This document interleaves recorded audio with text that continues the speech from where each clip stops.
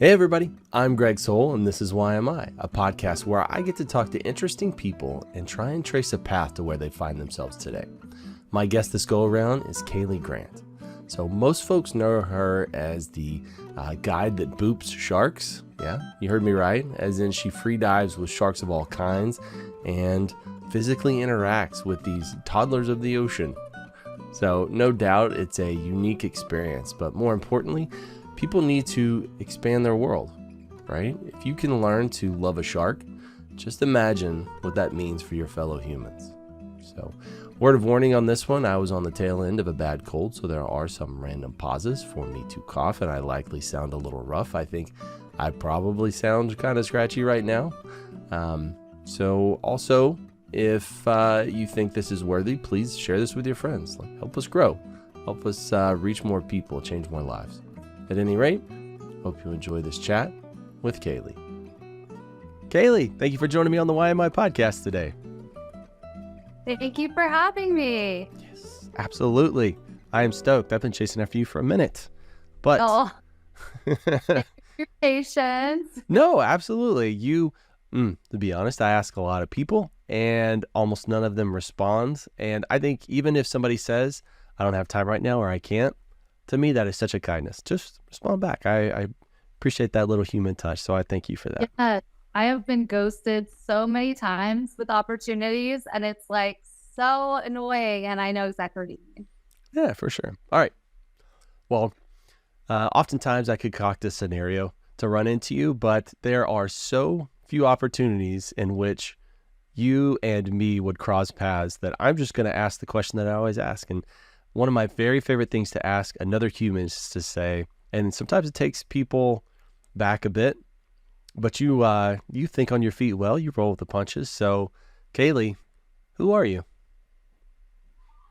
Well, my name is Kayleigh Grant, and I am a shark diver. Just one simple statement, a shark diver, huh? Yeah, that's who I am. I pretty much base my life around the ocean, and most specifically around getting to see sharks as much as possible. Golly, that's single-minded focus. I mean, living your life around the ocean, I've kind of heard people say that thing before, but it sounds like, I don't know, like sharks are your Pokemon. You got to catch them all, sort of thing. Like, where's this Yes, fascination come from? Yeah, I'm like looking at the ocean right now. I'm like, I'm serious. Hold on. I'll just like switch to the camera. The ocean's right out there. It's too bright to be able to see, but I wasn't kidding. Yeah, nice little humble brag there. I like that. Yeah, like it's there. But sorry, what was the question? No, like, where does somebody get such a single-minded focus? I want to interact with sharks as much as possible. That's, I don't think I've ever heard anybody say that before. Yeah, I know. And for some people, it's like, this girl's crazy, and why would she want to do that? And it is something that has been building since childhood. I grew up on the East Coast, so a little bit different of an environment than I live in now out here in Hawaii, but still a place very close to my heart.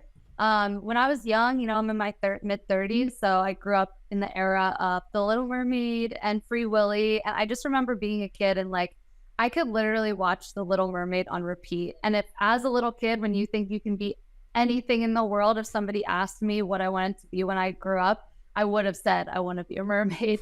And then, so I always had that like love, like I loved like orcas. My dad would take me whale watching off the East Coast, and I was just fascinated. But as you get a little bit older, like I feel like real life starts to take a hold of you, and the dream of being a mermaid just didn't feel like it was possible once you're in high school going into college and you have to pick a career and things. So I ended up going to school at university for ecotourism and thought, that's like broad enough. I know I can travel. I know I could like work in a hotel or with tourism in some facet or another, and it will bring me to where I be. So I just was like, okay, this seems like a good career path, and I know I could like make money. These are the things you start to think about when real life and society like takes a hold of you. Really? But then when I graduated college, I was like, I'm really ready to like go out into the world and see like how we can make some dreams come true. So I wasn't sure where I was going to move. I was kind of applying at places all around the world, but I had an opportunity in Hawaii. So I came out here just probably with the thought of working in, it's a touristy place. So I Really? was like, I will find a job in tourism, whether it's in a hotel or whatnot.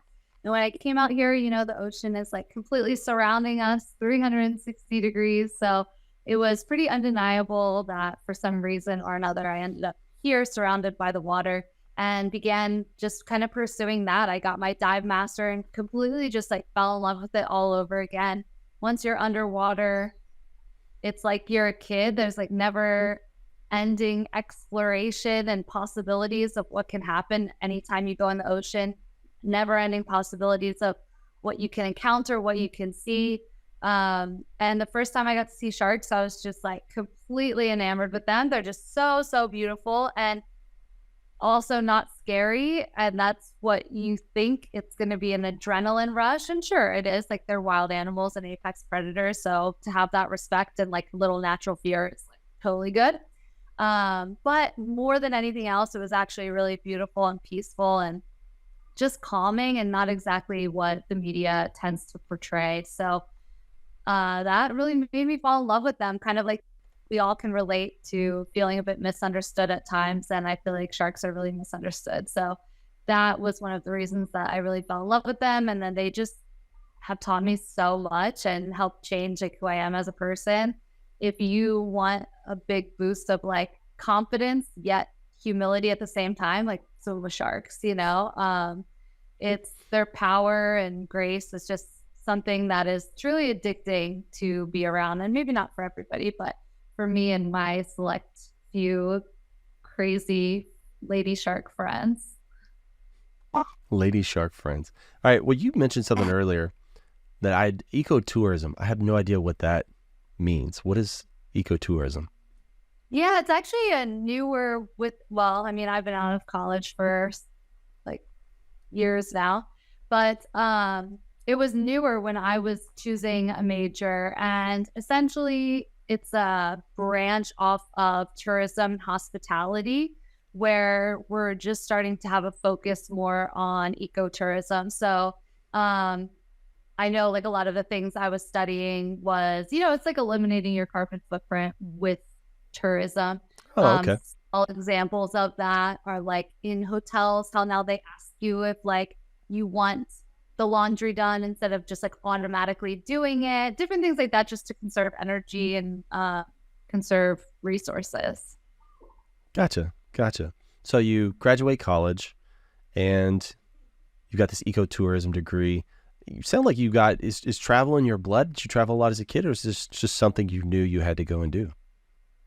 It's really funny. I love that question too, because I think travel can be such a life-changing experience. And that's 100%. what worked for me. I did not travel a lot as a kid. I don't think I went out of the US until I was at least like 18 or 19. And one of the first trips, I just had this like itch. I was like, there's something more out there and I want to experience that. And I definitely scared my parents half to death, because one of the first trips I did internationally, I went to volunteer in Ecuador in pretty impoverished areas. So we were, helping like the kids out there and stuff, and they have like very limited resources. And obviously like places like that can be dangerous, but at the same time, I was welcomed with, like such a beautiful culture and beautiful people. And it was just as scary for me going to university in North Philly than it was in, if not worse, than like the slums in Ecuador, and getting to like do something good. And I thought it would be life-changing to do it. And then it turned out like it really was even more than I thought. So I was there for like a month, and then I came home for like a year, and then I went back down to Central America, to Nicaragua and Costa Rica, and spent like a couple months down there as well. Also doing some volunteering and doing an internship for my last year of college. So And then after that, it was just like, you have the itch, once you experience a different culture and just like see how other people are living. And you're like, I want to see all of these cultures now. So it wasn't really something that was in my childhood, but once I got the itch, I definitely got it. And now I, have aspirations to travel the world. So when you go and you get to meet somebody from a different culture, like in their place, I mean, it's one thing, us as Americans, although this is an international audience that listens to this, but us as Americans, somebody from overseas will come over and it's fun to pepper them with questions and stuff. But for me, it's been a wholly different experience when I meet them where they are. I go and, you can kind of live with them for a little while. People just so different than you. And I know it's made definitely profound differences in me. And I'm curious, what do you think it is about that experience that seems so important to you? Like, what makes it so special? Oh my gosh, that's such a good question because it's sort of like undescribable. Like, I love going to Asia, for example. I think I like seeing like what's important to people. And then honestly, you can see that we're all kind of the same. And no matter where you go, like the same things kind of connect us all, but in different ways to get there. I don't know. I just love seeing all the different cultures. Like I love in like Thailand, getting to go to these beautiful temples and the Buddhas everywhere and just like the food and the difference of culture. And I especially love going to places where nature is like a really high priority. So all too often I find myself somewhere in the South Pacific if I can, like Tahiti, Tonga have been great, Fiji, like these beautiful islands where people are really, really connected to the land and the water. It's just super fascinating and really special to me. And I'm always really grateful when I get to experience that. And that's like, I've been able to, living here in Hawaii, you get that sense a lot more than where I'm from. Outside of Philly is way more like a city vibe, which has its own, fun things about it. But since moving here and just being in the Pacific Ocean, it's been a really great experience to connect more deeply to nature in that way. That's cool. I was going to say, visiting those islands to you, like Tahiti, and I mean, things like that sounds so exotic to, mainlanders here. But I'm sure the idea for you, that's like, I live in Texas. It's probably like driving over to Oklahoma, I mean, it feels somewhat similar, right? Yeah, it's not that far. It's to Tahiti. It's only like a 6-hour plane ride, pretty much straight south. So it's the same as if I wanted to go to California. So I'm probably going to go that way. But yeah, Tahiti is just super special and like everywhere in the South Pacific. And you definitely see, because of the pattern in which all of Polynesia was sort of discovered by Polynesians, you can see the similarities yet slight differences between the culture, between the language, and it's just like, it's really special. And like, it just hits like the soul. It's got definitely like, I recommend people experiencing this culture, because I think everywhere from New Zealand, Cook Islands, anywhere, Polynesia and South Pacific and Pacific Ocean, just like really special. I think it could change a lot of lives. It's just like comes from the heart. It hits the soul. It's hard to describe, but you can almost feel it when you land. And I always say that about when I travel somewhere. So grateful and blessed to be coming home to Hawaii. When I land and get off the plane, like you just feel this weight lifted off of you. More of a feeling than anything I could really put into words. It's become home for you. Yeah. Yeah.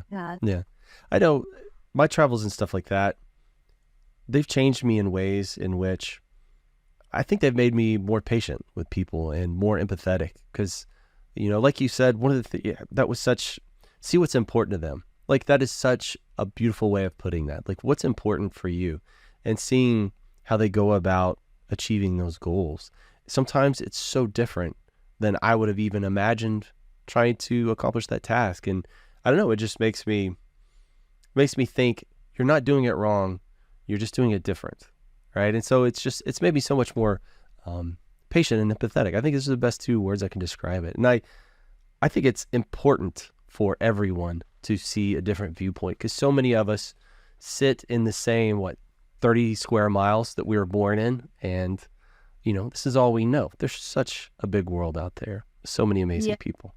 And that definitely could have been my, my future, and kind of just staying in my area. A lot of people that I know, kind of do that, like have families, and nothing wrong with that, of course. Like Hmm. a lot of my wants to do that. Some people are more, homebodies and whatnot.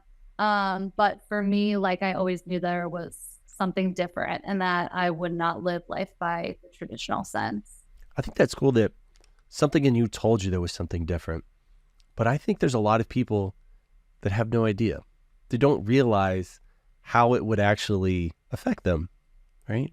And how it would truly change their perception. And I try to evangelize that as much as I can, but sometimes it falls on deaf ears. Yeah, I think travel is just so important to shape us too. And I like America is great. I think sometimes we take it for granted what we have too. We conveniences, which can be at our detriment, like things are too convenient to whatever. But like even when I travel too, and then I come back and have things maybe the way that I'm used to having them, I'm like, it gives you gratitude for what you have too. Like, Hmm. especially when I went to areas that, were like poor countries. Coming home, I was like, wow, like I was so grateful, for what I had. So like stuff like that is important, just that perspective. Hmm. So how long have you been in Hawaii now, you think? 11 years. 11 years. That's definitely Yeah. long enough for it to feel like home. Yes, it does. It's really important that when people move to Hawaii or live in Hawaii, though it is my forever home, it's where, I have my business, where I live and all of that. Always to consider ourselves, it's really important for Hawaiian culture to consider ourselves like forever visitors and always learning, and just like have that ultimate respect for the Hawaiian culture.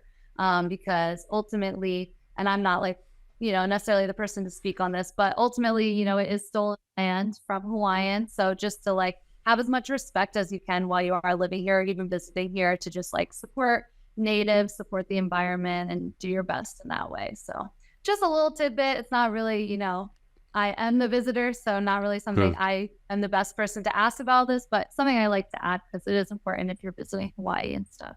Yeah. I think it's that's probably a good outlook for, really anybody. Because if you treat where you live like this is a gift, somebody's allowing me to be here, you're probably going to be more gracious, and probably a better steward of the land that you occupy, more conscious of what you're doing and putting in the environment. I think it's probably actually a good lesson. Very true. Yeah. I never really thought about it like that. Man, you're just full of insights this morning. Goodness. Well, I'm on one. Where's my Firing on call? all cylinders. Oh my gosh. Well, you talked about being a dive master, so it sounded like you weren't, because in my head, I had imagined you were like some ocean kid that just grew up by the ocean, always in the ocean, basically, wet behind the ears all the time. And it sounds like you kind of found it once you got to Hawaii. Is that the case? Yeah, totally. Like I said, I kind of had like a love and longing for it, but I didn't get to spend a lot of time like growing up in the ocean. I grew up going to down the shore on the Jersey Shore every single summer and stuff. So I spent time like by the sea and things, but it was definitely a bit different coming out here to Hawaii. But I kind of like that my path is that way because I'm able to tell people, like I just met a girl not that long ago, it's just like a little older than me. I'm able to tell people like it's never too late and you don't have to be born into something to do Hmm. it. Like if you have a spark inside of you, don't let, society or time frame or your age or just anything stop you from pursuing that. Like if that's what you're meant to do and that's what you love, go for it, and don't let those constraints hold you back at all. Yeah, I think you should try everything. I'm a big fan of that. Just give something a swing. Maybe you're not going to be great at it, but maybe you'll love it, right? And Yeah. you can love something and be bad at it. That's fine. You just, you'll get better over time. But how are you ever going to know if you don't try it? That is very true, especially if you feel that spark inside of you, that fire inside of you for it, like you owe it to yourself. Give it a try. That's cool. Well, you tried it out. You loved it. You became a dive master. Like, what time frame are we talking about? Like, you started getting into the ocean. You're like, oh my gosh, I'm just on fire for this. This needs to be my new life. I'm gonna shoot this trajectory. Yeah. What does that look like? Yeah. I started with my dive master. From there, I started to get into free diving a bit more, where I really love it. It's like what I do all the time now. But where you're holding your breath and just diving down, and like mixed with snorkeling and stuff. But actually getting to like dive under the water and hold your breath and even try to go like deeper and deeper, pulling yourself down on a line and holding your breath longer. It's just like a really cool way to connect with the element, as well as sometimes the wildlife that's around. There's a lot more peace, like, and quiet if you're just like full breath. It's also very meditative. The breath is such like a connection to meditation. So it's kind of like really cool to combine all of that. Later, I also went back to school. I got this Marine Option Program certificate at the University of Hawaii. That was pretty neat. It's just like a couple courses there to give you a Marine Bio certificate. And then I also got to take some shark specialty classes online and work as a shark diver on the North Shore of Oahu for many years. And I also got my captain's license, and I'm working on some whale entanglement certificates where you can help disentangle marine life. That's kind of what I'm working on right now. And my husband and I started our business, Kaimana Ocean Safari, in 2020, which is pretty fun. We call it a safari because you kind of think of it like an African safari, except for on the ocean. We have no idea where the wildlife is. It's a big ocean out there. We have no control over where the wildlife is, despite what maybe like 2 of my TripAdvisor reviews would say. I cannot summon them in. You got to go out and search and go find them. And that's what we get to do every day. So it's really fun. That's wild. So when you're free diving, I mean, that's a whole different, well, I mean, first question is, what's your average length you're holding your breath at this point? Because you're always building to do better and longer, right? Where are you at now? Yeah, I'm actually terribly out of shape currently with my free diving, but the deepest I've gotten is 115 feet down. And the longest I've held my breath is a little over 3 minutes. And I know that sounds incredibly long for like the average person, but that's still, as far as like the sport of freediving, very like novice, like very, beginner. You'd be surprised that even the average person can walk up to a freediving course and get to a 3-minute breath hold and get down to 65 feet. Like those are the max at the beginner level. So, and I don't get out on the line as much as I should. That's where I really like to practice, where you're, really just doing your good long meditative breathe ups, and then pulling yourself down the line. And there's different mediums of freediving, but that's the one I like to practice. And yeah, I haven't been out there in like a year, but yeah, so I kind of got stuck at 115 feet, not even because of like the comfortability of holding my breath, but my equalization is kind of stuck there. And I know to break through to get to those deeper depths, I would need to be out there a little bit more. But life, gets in the way sometimes. Well, also, if that's not like a burning passion that you just have to do, it's like if you've got other things that are occupying your time, well, that seems Absolutely. good to me too. Yeah, freediving is really fun, but once you start to kind of get into it like competitively, for me, I think that's awesome for other people that are really driven, because it is like a sport you really need to dedicate. For me, I think it would take the fun out of it. Like, I don't want to put pressure on myself to like reach certain milestones. Like, I like to just do it for the relaxation and like fun of it, Yeah. Is it almost a means to an end, just so you can interact in your favorite environment more? It definitely helps. The more that you spend time in there, the more comfortable you are, the longer, if there's something down there going on and you want to be down there where the shark's like eating that turtle or something, the longer you can stay down there, the better. So it definitely helps.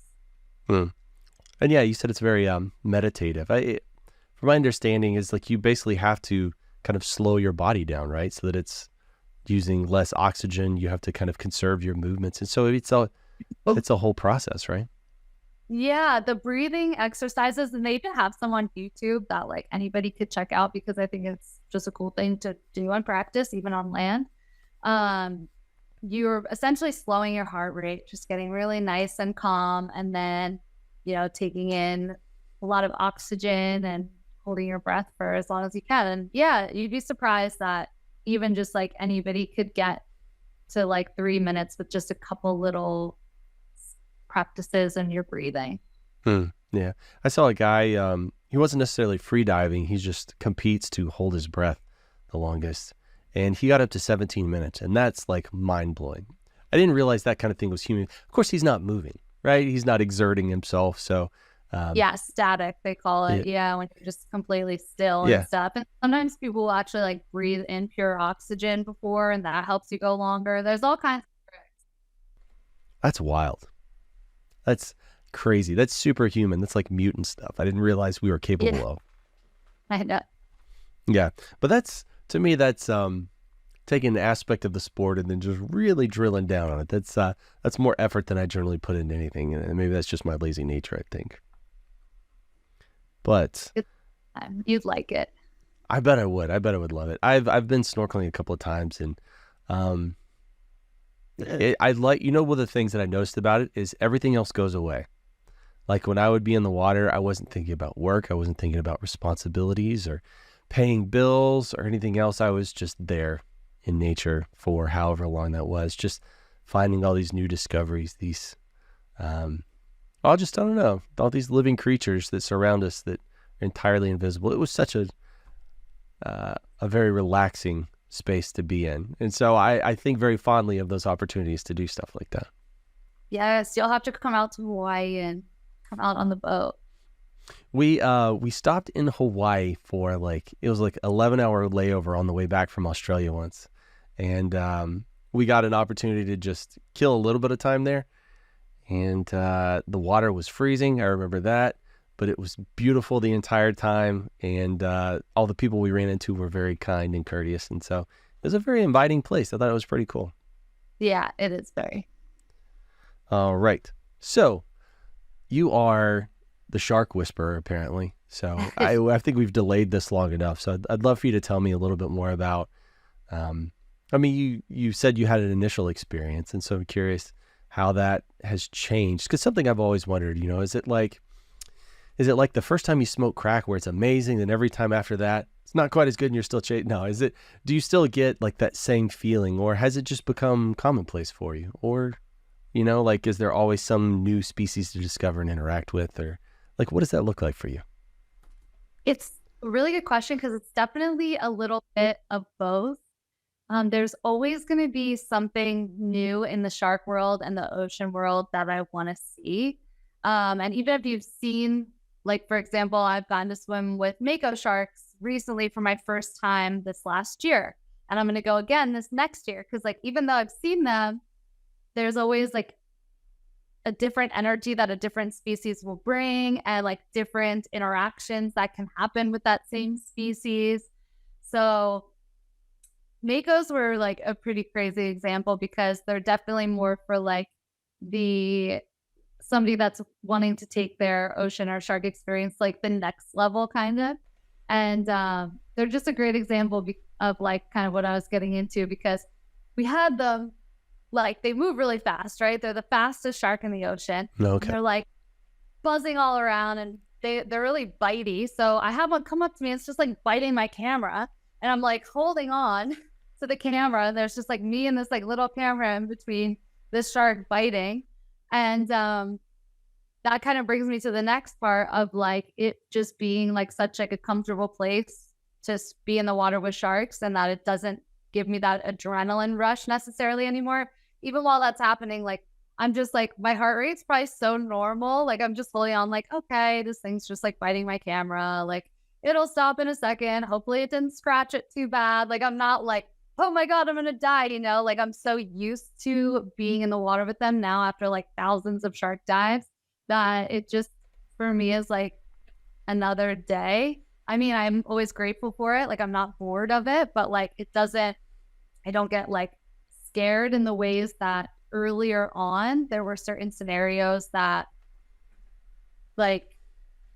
would freak me out more. Now, even if something like that happens where they're being a little bit more assertive, a little bit more dominant, there's still even moments where I'm going to stay humble and be okay, it's time to get out of the water. That was pretty intense. Let's go. But I think of everything more in a logical way than a crazy, fear-based, adrenaline way. So I'm just very used to being in this environment that it's kind of become just a home to me as well. So, and I'm mostly interacting a lot with oceanic white tips here in Kona. And then I go over to see the tiger sharks on Oahu a lot. And I really love, being around both of these species and getting to be around them like fairly often. It's nice. That's cool. It's just, you were describing makos. I thought they must be the toddlers of the ocean, just running around like mad people, shoving everything in their mouths. Yeah, pretty much. If a shark was a toddler, it would definitely be a mako. Yes, they got shark zoomies. Shark zoomies. I love it. They just had a bath. You need to let them out. You got to zoom around for a minute. So It sounds like travel's part of that plan then. So it's not like every species is going to visit where you happen to live, right? I guess you have to move to where they are. Yeah, exactly. Seeing something like a mako shark or a blue shark, for example, which are two of like some of my favorite species, up to Hawaii would be extremely rare. Not impossible. I've actually seen a mako shark out here, but that's like once over 10 years. I've seen a blue shark too, once over 10 years out here in Hawaii, but like to get to swim with them and interact with them, generally, I feel like they like it a little colder. So we go to Cabo, Mexico, every year. Me and my husband have been for the last several years running trips out there. So really excited to continue that. And I also just like being in new waters. Like even if it's colder and murkier, like we're very blessed. What we have out here in Hawaii is like this royal blue, beautiful, crystal clear, deep water. And I'm so grateful that that is like home base. But I even had the opportunity to go to New Zealand this last year, and we did the great white shark diving in a cage. And it was cold. It was murky. I was like an icicle by the time I got out. But it was a really, really cool experience and just something different. Like, I mean, first of all, to be in the presence of great whites, there's nothing really better than that. They're just so impressive and awesome and really beautiful. And just like the way that they come out of the murky, cold water is just really cool. But yeah, I just like being in like different types of water and seeing different things. So that's interesting. Like I could almost feel myself there because you say it's cold, it's murky, which means visibility is lower, right? So all of a sudden, and great whites are enormous, right? Compared to, are they much bigger than the sharks you're accustomed to seeing? Yeah, the whites are pretty. I mean, our tiger sharks here in Hawaii are pretty big. Like the largest one I know probably is up to 14 feet. The largest great white that I ever saw was actually the one in this picture here. She was like anywhere from 20 to 22 feet. We were able to find her in Hawaii, so we didn't have a cage or anything, and it was a really awesome experience. She was feeding on a dead whale, so she was nice and full and happy. And not really worth chasing us little measly humans around. They also are pretty aware of what's their food and what's not. Of course, like they're wild animals and they couldn't mistake that, which happens on very rare occasions. But definitely in New Zealand, it was like a different vibe with the great whites, which I really liked. They were a little bit smaller, more like juvenile. And I just find, just like juvenile humans, they can be a little bit more rambunctious essentially. And they were way more like athletic and active and even like reaching out of the water and really like lunging for the bait. And it was just like really cool to see differences in behavior with that. And also, just like popping out like of the murky water. It's always fascinating how smart sharks are too. Like you can see them approach in different ways. Like a lot of times when your back is turned just to investigate you, like they're very smart and they're like, okay, I want to get closer to this creature to see what it is, but I have to make sure like they aren't looking at me, because eye contact is a huge thing with sharks, where even just making eye contact can often be enough to deter a shark or keep them at a safe distance. So I always tell people like, look around as much as possible, look behind you, even if there's a shark right in front of you, like every once in a while, every like 20 seconds at least, look around. That's interesting. Yeah. So what's the feeling like being in a cage versus open water when you're doing that experience? Does it feel a little weird, a little confined, a little strange? I, in this situation, didn't mind being in the cage. It definitely felt like a moment where, again, respect for the animals. It's like little bit murky. They're definitely fired up. Like, let's not push any boundaries because Right. that's not good for the sharks. If there's a bite that was unnecessary, it's not good for the animal's reputation. Like, we don't need any like witch hunter for sharks out there because they bit somebody. But so yeah, I didn't mind it. I think in some scenarios, like with great whites and like that colder, murkier water, and where there's like a lot of bait and stuff going on, it's more necessary. There's a ton of situations where you don't need a cage. Most of the time, like 99% of the time, you don't need to be in a cage with a shark, but I would recommend that you always be with like an expert that's going to at least be able to read the behavior and let you know if it's like a safe place to be. But for the most part, like sharks are super smart. They're like, they look at us, smell us. We are nothing like what is on their natural menu. So most of the time they're just going to swim by, but there's a lot of things that you can do to make sure that that interaction is safe.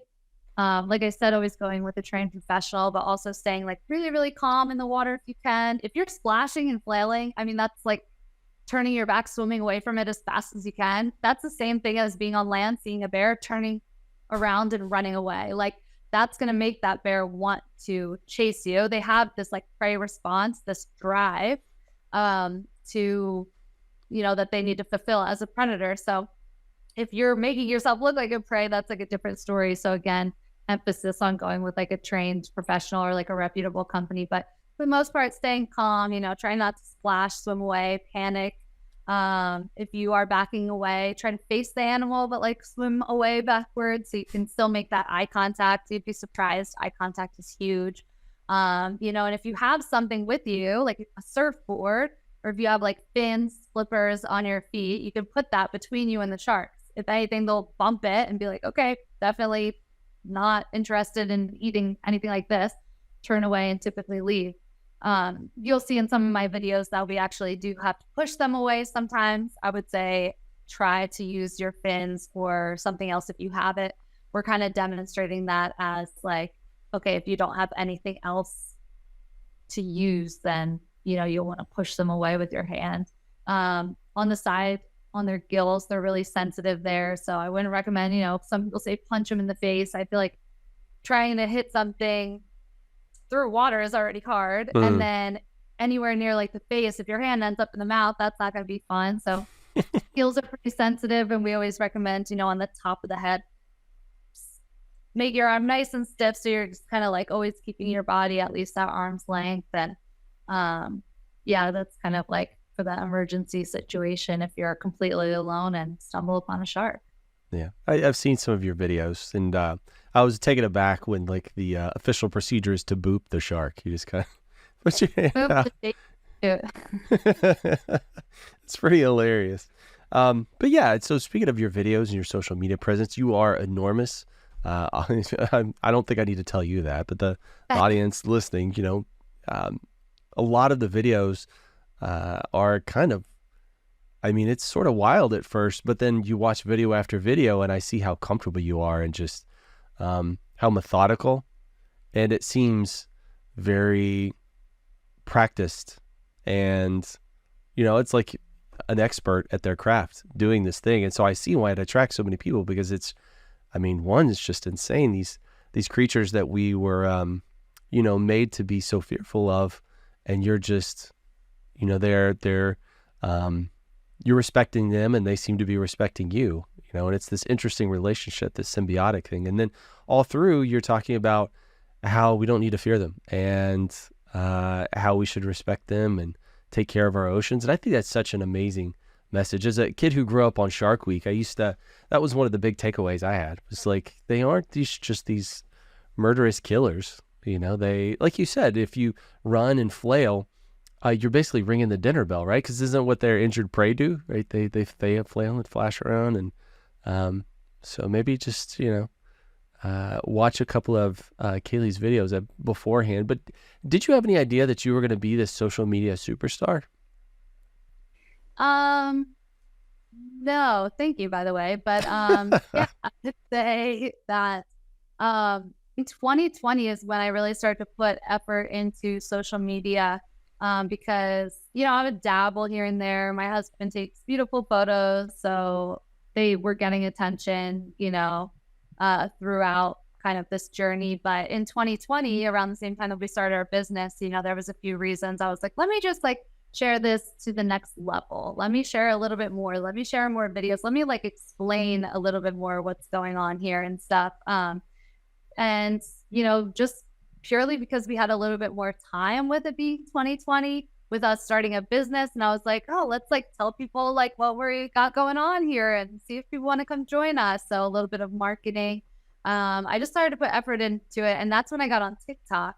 And so TikTok is just such a great way to grow an audience. And it's been a really fun journey because, we also just want to show how awesome the ocean is. And I've had so many people comment under there and be like, oh, you changed my view of sharks, or because of you, I don't eat seafood anymore. Because of you, I don't use plastic anymore. And that just makes me feel so good. And of course, you're going to get the haters because we're in 2023. The world is crazy and people are crazy. Oh my gosh.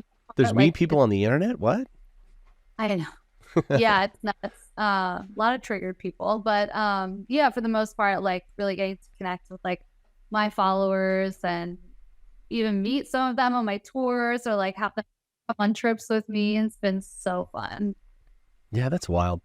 So much of what you can do in life, we feel like we're in this little vacuum, you're just in this little space, and you actually get to share it out and you see that stuff return. That's so amazing. I mean, the idea that you've got this big megaphone where you're doing the good work, you're letting people know that, all these important messages, but also the fact that some of that comes back and well, let's say some of the positive parts come back. There's always going to be negative stuff that comes back, but people realize how little positive interactions folks actually get. Most people want to tell you that you're doing it wrong, you're doing it bad. And when somebody genuinely says you're doing it good, that is so rewarding, I think. Yeah, I really appreciate that when I get to, hear positive feedback. Of course, you're going to be open to the negative, but some people are just so crazy these days. It's insane. The level of boredom these people must have to come up with all this stuff. I've got so much better stuff to do. Yeah, than to troll on the internet. Such is life. Well, it sounds like you are a hunter of experiences, and I love that. I think I'm somewhat that myself. So what's the next trip? What's the next shark you're going to add to your collection? It sounds like you've done the, is the tip of the top for you, the great whites, and then everything else is somewhere else underneath there? Great whites will never get old. I think just being in their presence is awesome. And I would love to see many different places around the world. So I think I'll always be chasing that, getting to see them in different places and, keep on moving around. A shark I would love to see next would be a basking shark. They're actually, huge sharks, but also filter feeders. So not going to come up and bite you, but I just think they're really cool looking. And they're in really cold water. So who knows when or where I'll get to see one, but I think they would be super cool. I've hit a lot of my top species, but my husband and I are headed to Belize in 2 weeks. Actually for a wedding, but of course happens to be a great dive destination. So we're going to get some diving in there as well. And I know they have a spot called Shark and Ray Alley. I think it's mainly nurse sharks, which I have seen before, but I haven't seen them in a really long time. So that would be really exciting. And it's just around the corner. And I don't know if there will be any new species there. We'll have to see. I know they have manatees there, which I haven't been in the water with. So they're adorable, the sea cows. So I'd love to see those guys. And we'll just see. But next big shark trip is going to be our trip back to Cabo for the blue and mako sharks. And you always have a chance to see orca down there. We have been lucky enough to see orca down there before. So that would, of course, be a huge thrill. That's cool. So when you're going on those trips, are you working, or is that purely vacation for you? Technically I'm working, but even when I'm working here in Hawaii, it's that quote, if you love what you do, you don't work a day in your life kind of thing.